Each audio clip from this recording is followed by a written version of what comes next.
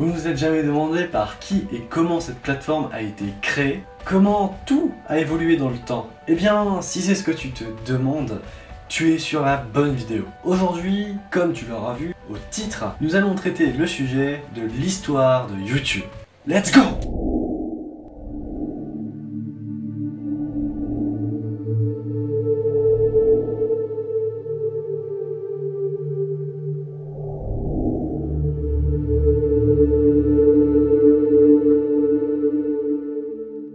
Ok, donc pour ceux qui connaissent pas YouTube, enfin bon, si vous êtes là, c'est que vous connaissez un minimum quand même, hein, vous n'êtes pas non plus âgé de 80 ans. Donc je vais quand même faire un point sur ce qu'est YouTube aujourd'hui. YouTube est un site internet ou une application selon le support sur lequel vous êtes d'hébergement de vidéos. La plupart des vidéos sur YouTube peuvent être visualisées par tout le monde. Seules les personnes connectées sur un compte Google peuvent poster des vidéos sur YouTube en illimité. Comme vous le savez aussi, les vidéos sont classées par catégorie, par tag et peuvent être importées sur un blog personnel. Cela ne vous étonnera pas si je vous dis que YouTube fait partie des plateformes et services web centralisés, c'est-à-dire possédés par une entreprise, donc ici Google, dont le contenu ne peut être accessible que par des sites web ou des applications conçues par cette même entreprise, donc ici Google. En reprenant ces dires, YouTube et ses vidéos ne sont accessibles que par des services Google, puisque c'est Google qui détient YouTube. Bon, maintenant qu'on connaît vite fait YouTube, allons nous plonger dans son histoire.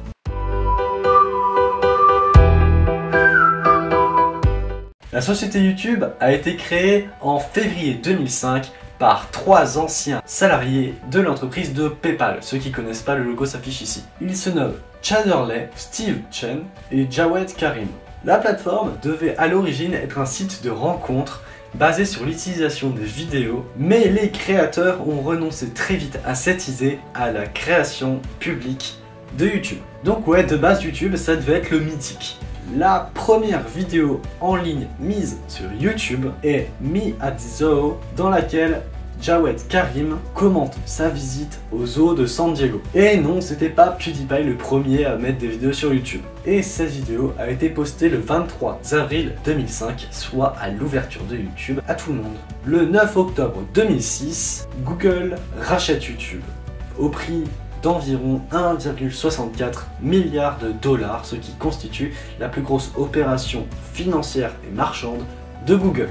YouTube a conservé son nom ainsi que l'emploi de 67 salariés, dont 2 fondateurs de YouTube, Chad Hurley et Steve Chen. Le dernier, on ne sait pas où est-ce qu'il est parti. Le 30 mai 2007, Apple, en la personne de Steve Jobs, a annoncé que l'Apple TV s'ouvrirait à YouTube. À cette occasion, toutes les vidéos de la plateforme vidéo ont été converties en un format vidéo HD utilisé et créé par Apple. Pour ceux qui connaissent, c'est le H.264.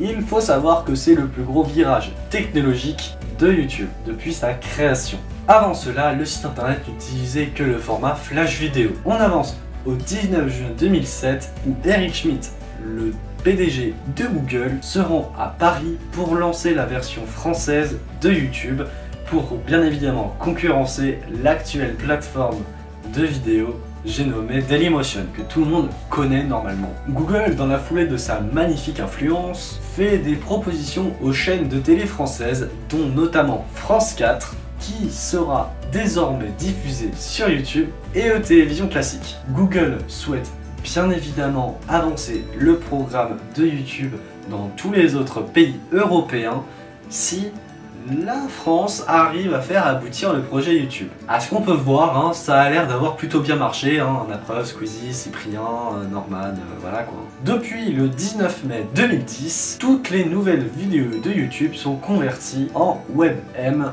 un format de vidéo HD concurrent le H.264, je vous le rappelle, le format utilisé par Apple. Un service de sous-titrage et de traduction a été créé en 2010, mais seulement sous la version bêta. Mais il existe. Le 27 août 2015, YouTube Gaming est lancé. Il est annoncé à l'E3 de 2015. C'est un pack d'un site internet et d'une application dédiée à la communauté des gamers. L'objectif est bien évidemment de concurrencer Twitch, qui a été racheté en août 2015 par Amazon. Le streaming sur YouTube étant intégré à la version 3.0 de la PS4. Aujourd'hui on est à la version 7.5.5, donc normalement le streaming est disponible sur YouTube sur la PS4.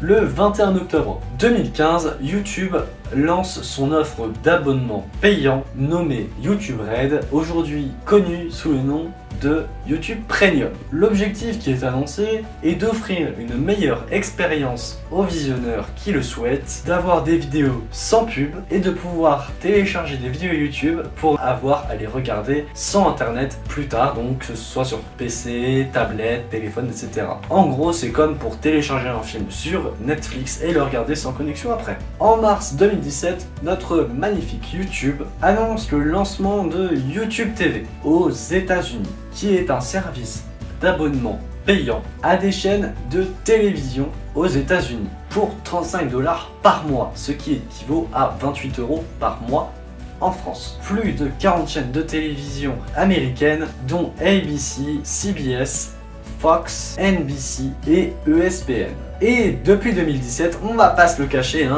l'histoire de YouTube n'a pas vraiment beaucoup avancé. Voilà, donc n'oubliez pas de vous abonner, de liker, de partager, vous connaissez la chanson. Et j'espère vous revoir bientôt dans une vidéo de meilleure qualité. C'était SSES Studio.